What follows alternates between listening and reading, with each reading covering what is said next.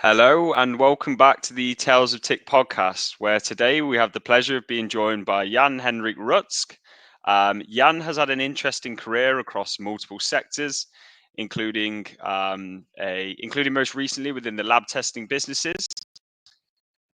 He spent a stint at Eurofins and most recently was a chief operating officer for Tentamus. So thank you very much for joining us today, Jan. Thank you very much, Joe. Thanks for having me. Yeah, no worries at all. So I think the best way to kick things off then is if you could just give us an overview of your career, sort of focusing on the TIC industry, I guess. Okay, great. So my background is astonishingly not in the TIC or in the scientific community or area. I studied law and business administration, but somehow ended up after having a stint as technical director in a large brewery group as a managing director Eurofins for food and feed testing for Germany and Turkey, where basically the focus at that time was residues and contaminants. And after a few other stints as chief restructuring officer for a few food producer companies in Germany and Austria, I'm now chief operating officer for the Tentamus Group, so back in the TIC sector. Fantastic. So moving on to the first question then, Jan, what would you describe in your experience as a successful lab from a quality and commercial perspective? Well, Joe, I think there are many different answers to that question. Obviously, a lab that is successful in a scientific way might not be very successful in a processes or in a commercial way. So I think if you go for the criteria of scientific success, commercial success, a good quality system, and good processes, then if you say a lab is good scientifically, that obviously means you have low LODs, LOQs. It means your equipment is quite modern. You have good methods. You have fast methods and stuff like that. Your R&D and method development are up to pace. And this means having a good scientific lab.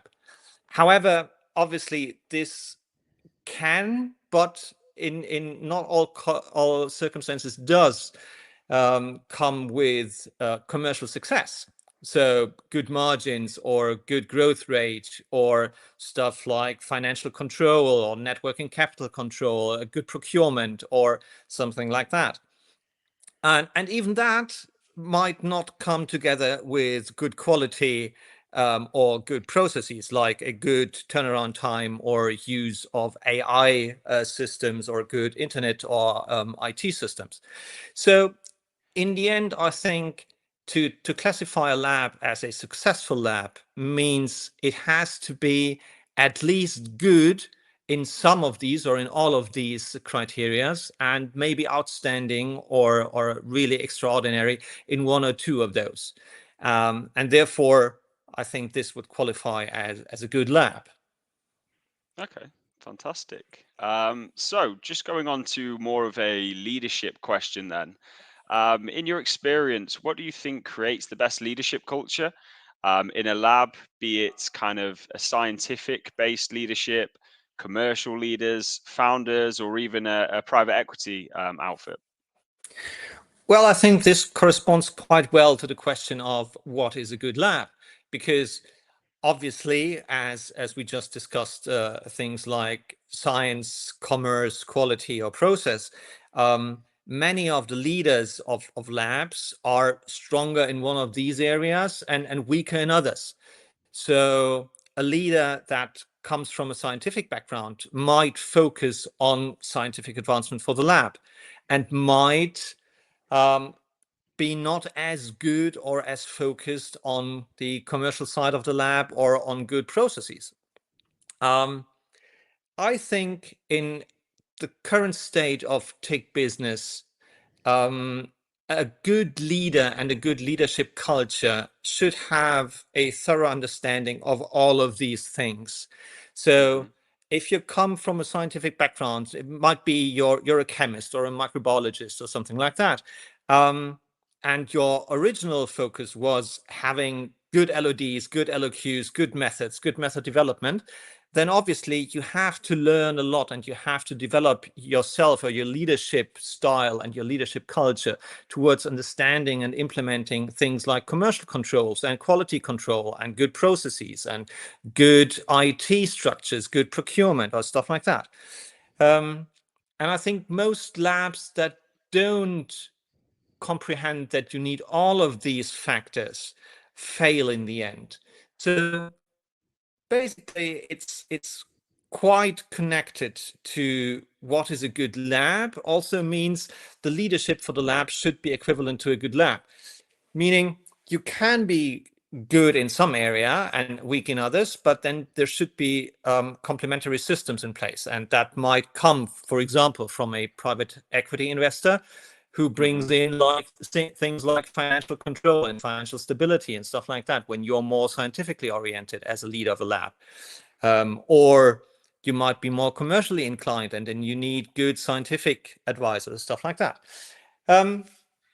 Yeah, I think this is leadership is the most important factor for being successful in the TIC industry. And therefore, I think the development of a good leadership and a good culture is mandatory for having a successful lab. Okay, fantastic. Just to slightly sidetrack then, I guess, within that, obviously the tech industry in general seems to get a lot of interest and investment from the private equity sector. Do you kind of want to expand on the reasons for this and kind of why it's a reliable investment, etc.?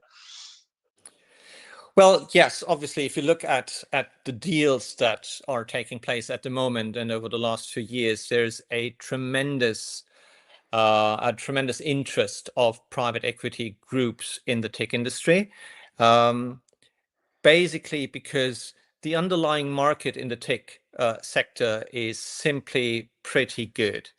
If you compare it to consumer goods or FMCG or many other sectors, you're basically around the usual GDP growth rates. Whereas the tech sector consistently over the last decades outperformed many of the other industries. So I'd say it's reasonable to say that the tech sector increases by 6, 7, 8, sometimes 5, depending on the niche, depending on the sector and the vertical and stuff like that. But you have good growth rates. And Yeah. on top, if you look at the listed companies, most of them are operating with EBITDA margins of 20%. So if you look at Eurofins or SGS or Intertek or Bureau Veritas, the big global players, almost all of them are somewhere around the 20% EBITDA margin mark. And this amounts to good margins, good growth, and with, at that time, lower interest rate. This means for a private equity group, you can easily get an IRR of 20, 25, even 30%. And your money multiple is simply so good that many of them are very interested in the space.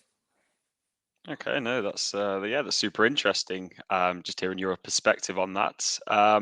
Yeah, I guess the next question would be then, what are the main differences between centralization and decentralization within laboratories, and kind of what knock-on effects this has on the overheads? Yeah. I guess if you look at all of the successful or bigger platforms in the market, like the aforementioned listed companies or even smaller groups in Europe or the US, then they all started out as a decentralized network of smaller labs, where the individual lab is sometimes or most often around 50 to 100 FTEs, and the revenues are in the 5 to 15 million euro range. And you basically have a lot of these labs, group them together, build a platform, and from there on basically grow the network. Which means in the start, all of these groups are pretty decentralized. You have different leadership cultures, you have a different company culture, you have a different understanding of how to serve the client the best way. And it's quite hard to integrate that into a coherent group that follows the same now that buzzword mission, vision, values. The big groups like Eurofins or SGS, obviously, they exist for so long that they are more developed in that area. So they are integrated groups with sort of a unified culture, a unified leadership style, and therefore lean more and more towards centralization. Whereas all the groups that are about maybe 10 or 15 years old and are somewhere between, they are of a more decentralized structure and culture. And I think one of the challenges that comes with that is, how do you move from a decentralized structure to a centralized structure? And even the question, is it absolutely necessary to do that? Are there advantages of going that way, or are there other advantages that might be good, or a good argument for decentralization? And I think the obvious answer should be, decentralized networks offer a better culture in the region, meaning you have a different mentality in Spain than in Italy, than in Greece, than in Germany, than in the Nordics. And therefore you need different styles of leadership, different styles of how to work with the customer, different styles of how to process and stuff like that. And it's good to have that, meaning you have an individual approach to each customer. Whereas if you're serving big global companies that basically think about, how can you produce a carbonated soft drinks in the US or in the jungle of Cambodia or in Sweden, and you need the same standards and the same processes everywhere, then obviously a unified and centralized structure and big global player on the other side, basically doing the testing, might be or might have an advantage. Obviously, as well, if you look at overhead costs between these players, then the smaller or medium groups are operating at overhead costs of maybe like 5, 6, 7% of net sales, whereas the big groups obviously have overheads that even can approach 15, 16, 17% of net sales. So there might be an argument that the cost for centralization is too high. On the other hand, you have certain advantages that comes with it. Okay, fantastic. And then sort of finally, just to bring up a topic that's very relevant in society, the introduction of AI, which is kind of penetrating its way into all aspects of life. How do you see it affecting the laboratory testing industry, either now or in the future? Well, I think we will see a huge change in the tech industry over the next, don't know, maybe decade, due to the implementation of AI. If you look at the most processes in the labs right now, I'd say a huge part of it is still manual, and all of the other stuff that is not manual is very, well, not unified, not with a coherent, cohesive strategy or structure. And in the end, you will have manual processes, but the rest, and this is, I'd say, maybe 30 to 35% of all business and all processes that are done at the moment by people can be actually done by an AI, which means, in all consequence, that give it another decade or so, you need about 30 to 35% people less than you need at the moment in the lab, which answers one of the big questions that we are having in the market right now: is where do you get good people and good, well-educated people that can serve the roles of a chemist, a microbiologist, a technician, and stuff like that. And the next question, obviously, is accreditation, where in many areas you need a 4I principle. And the question is, can you substitute 2 of these 4Is with an AI? Or even, can you substitute all of it with an AI? And I think this is a question at the moment, it might be difficult because obviously the governing bodies and the accreditation bodies are a bit bureaucratic and a bit slow, but give it another 5 years and it has to change. And therefore, we're looking at a huge change in the industry. Okay, fantastic. And then sort of final question, just to round off from me then is, what advice would you give to someone either considering going into the TIC industry or just starting out? What are some of the pros and cons from your experience? I guess that going into the tech industry is a good experience if you're scientifically minded, because so many of the people working in the space come from a scientific background. You have to be on an education level and on a thinking level to talk with these guys on their home turf without being too much of an idiot. So sorry, the wording, but That's fine. that's that's truly the case. If